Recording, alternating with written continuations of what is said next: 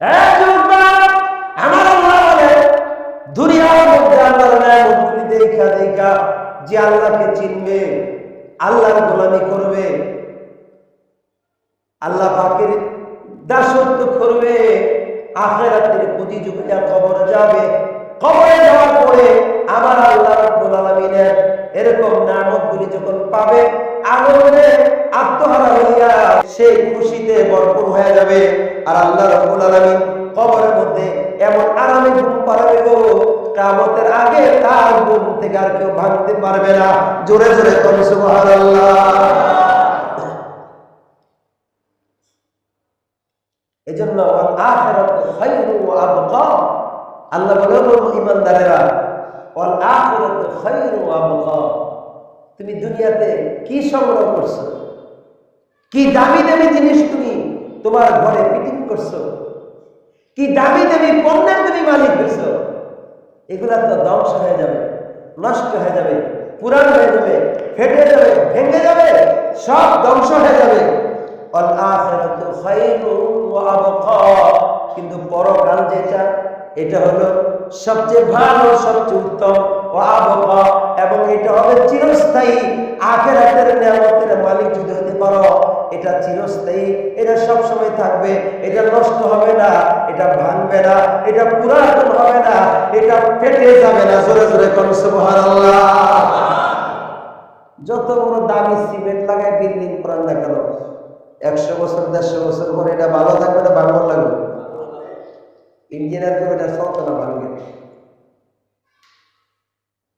যত বড় দামি এসি আপনি ঘরে লাগান না কেন, নষ্ট হইবে কিছুদিন পরে।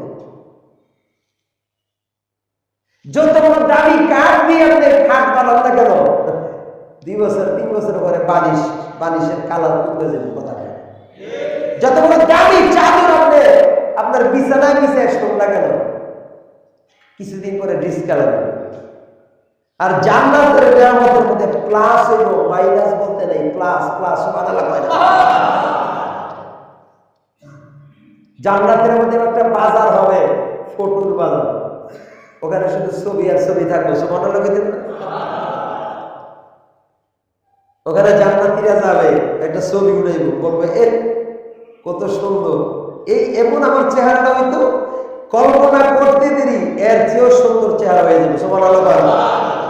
মা তাশতাহি আনফুসুকুম, ও বান্দা দুনিয়াতে টুকটাক ইবাদত করো, দুনিয়াতে কিছু ইবাদত করো, আমি আল্লাহরে ধরে রাখো, আমি আল্লাহর সাথে সম্পর্ক কায়েম করো, আমি আল্লাহর সাথে খাতির লাগাও।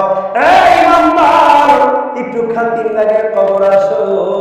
মা তাশতাহি আনফুসুকুম, তোমার মনে যা চাইবে তাই পাইবা, মনে যা চাইবে তাই পাইবা। চিৎকার করে করুন সুবহানাল্লাহ। মেশকা শরীফে আসছে, এক কৃষক বলবে ময়দানে মাহশর, আল্লাহ আমি কৃষকের সন্তান, কৃষি কাজকে আমি ভালোবাসতাম, আমার কৃষি কাজ করতে মনে চায়। আল্লাহ পাক সঙ্গে সঙ্গে তার সামনে জমিন দিয়ে দিব, গরু দিয়ে দিব, লাঙ্গল জল দিয়ে দিব, ধান দিয়ে দিব, একদিকটা ধান সিঁচবো, আরেক দিকটা গাছ হয়ে যা ধান ফুটতে দেবে। সুবহানাল্লাহ। মানুষটাই আমি কিছু করবো। এই আয়াতের ব্যাখ্যা হলো বান্দা যা চাবে তাই পাবে, যা ইচ্ছা করবে তাই পূরণ হবে। সুবহানাল্লাহ।